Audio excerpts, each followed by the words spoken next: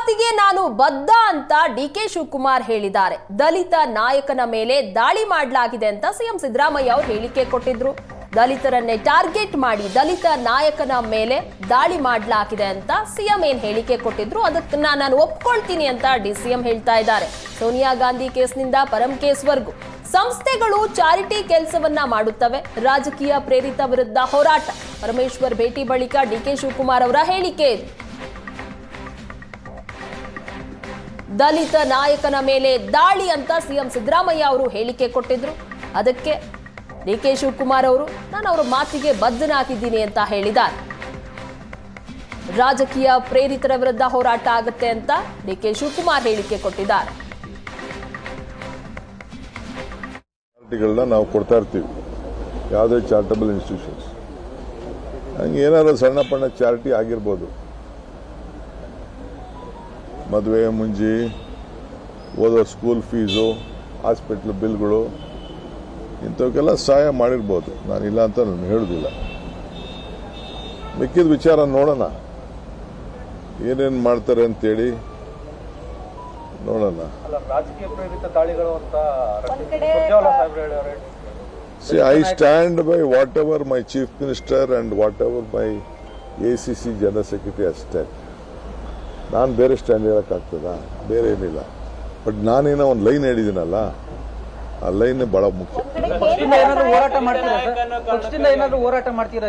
ಹೇಳಿ, ಇಡೀ ದೇಶದಲ್ಲೇ ಹೋರಾಟ ಮಾಡ್ತೀವಿ. ಸೋನಿಯಾ ಗಾಂಧಿ ಕೇಸಿಂದ ಹಿಡಿದು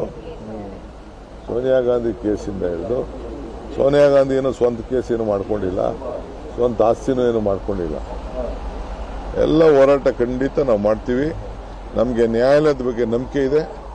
ನ್ಯಾಯಾಲಯ ನಮಗೆಲ್ಲ ನ್ಯಾಯ ಕೊಡ್ತದೆ.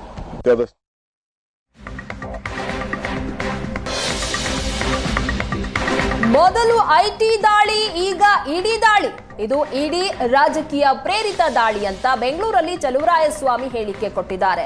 ಬಿಜೆಪಿಗೆ ಕೇಳಿ ಇಡಿ ದಾಳಿ ಮಾಡುತ್ತಾ? ಹಾಗಾದ್ರೆ ಬಿಜೆಪಿಗರು ಯಾಕೆ ಇಡಿಯನ್ನ ಸಮರ್ಥಿಸಿಕೊಳ್ತಾರೆ? ದಾಳಿ ಆಗಿದೆ ಅಂತ ಗಾಬರಿ ಆಗಬಾರದು ಅಂತ ಚಲುವರಾಯಸ್ವಾಮಿ ಹೇಳಿಕೆ ಕೊಟ್ಟಿದ್ದಾರೆ. ಸಂಸ್ಥೆ ಇವತ್ತಿನದಲ್ಲ, ಭಾಳ ಹಳೆಯ ಸಂಸ್ಥೆ. ಈಗಾಗಲೇ ಒಂದ್ಸಲಿ ರೈಡ್ ಆಗಿರ್ತಕ್ಕಂಥದ್ದು ಸಹ ನಾವೆಲ್ಲ ನೋಡಿದ್ದೀವಿ. ಮತ್ತೆ ಆಗ್ತಿದ್ರೆ ಪೊಲಿಟಿಕಲೈಸ್ ಅಂತ ಅಂದಲೇ ಇನ್ನೇನು ಹೇಳಲಿಕ್ಕೆ ಸಾಧ್ಯ ಆಗುತ್ತೆ ಒಂದು ಸಂಸ್ಥೆ ಬಗ್ಗೆ.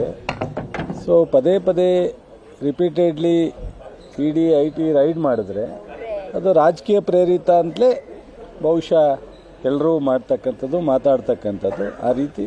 ಆದರೆ ಏನು ರೈಡ್ ಆದರೆ ಗಾಬರಿ ಆಗುವಂಥದ್ದು ಏನಿದೆ, ಆಗಲಿ ಕಾನೂನುಬದ್ಧವಾಗಿ ಏನಿದೆ ಅದನ್ನು ನೋಡ್ತಾರೆ. ಹೋಮ್ ಮಿನಿಸ್ಟ್ರು ಅವರು ಈ ವರ್ಷ ಅವ್ರ ತಂದೆ ಕಾಲದಿಂದನೂ ಸಂಸ್ಥೆನ ಕಟ್ಕೊಂಬಂದಿದ್ದಾರೆ, ಗೊತ್ತಿದೆ. ಅದರಿಂದ ನಥಿಂಗ್ ಪ್ರಾಬ್ಲಮ್ ಅದು. ಬಟ್ ರಾಜಕೀಯ ಪ್ರೇರಿತ ಅನ್ನೋದ್ರ ಬಗ್ಗೆ ಯಾವುದೇ ಸಂಶಯ ಇಲ್ಲ. ಸೊ ಮಾಡಲಿ ಅದನ್ನು. ಸೊ ಸ್ಪಷ್ಟವಾಗಿ ಕಾನೂನುಬದ್ಧವಾಗಿರೋದ್ರಿಂದ ನಮ್ಮ ಗೃಹ ಸಚಿವರು ಅದರಲ್ಲೇನು ಆತಂಕ ಪಡುವಂಥ ವಿಚಾರ. ಅವರು ಜೀವಂತವಾಗಿದ್ದೀವಿ ಅಂತ ತೋರಿಸ್ಬೇಕಲ್ಲ. ರಾಜಕೀಯವಾಗಿ ಜೀವಂತವಾಗಿದ್ದೀವಿ ಅಂತ ತೋರಿಸ್ಬೇಕಲ್ಲ, ಅದಕ್ಕೋಸ್ಕರ ಆಡ್ತಾರೆ. ಬಿಜೆಪಿ ಅವ್ರು ಯಾರು? ಇದು ಕೇಂದ್ರ ಸರ್ಕಾರದ ಅಧೀನದಲ್ಲಿರ್ತಕ್ಕಂಥ ಒಂದು ಅಂಗಸಂಸ್ಥೆ. ಅವ್ರು ಮಾಡಿರೋದು ಕೇಳೇನು ಎಲ್ಲಕ್ಕೂ ಇವ್ರು ಕೇಳ್ಕೊಂಡು ಮಾಡ್ತಾರೆ. ಅಶೋಕನ್ನ ಇಡಿ ಸಂಸ್ಥೆಯವರು, ಐಡಿ ಸಂಸ್ಥೆಯವರು, ಮೋದಿಯವರೆಲ್ಲ ಇವ್ರು ಕೇಳ್ಕೊಂಡು ಮಾಡ್ತಾರೆ. ಇವ್ರು ಯಾಕ್ರಿ ಡಿಪೆಂಡ್ ಮಾಡ್ಕೊಳಕ್ಕೆ? ಇವ್ರಿಗೆ ಏನು ರೀ ಇದು? ಸುಮ್ಮನೆ ಏನೋ ಒಂದು ಮಾತಾಡ್ತಾರೆ. ಈಗ ಮೊನ್ನೆ ಅದು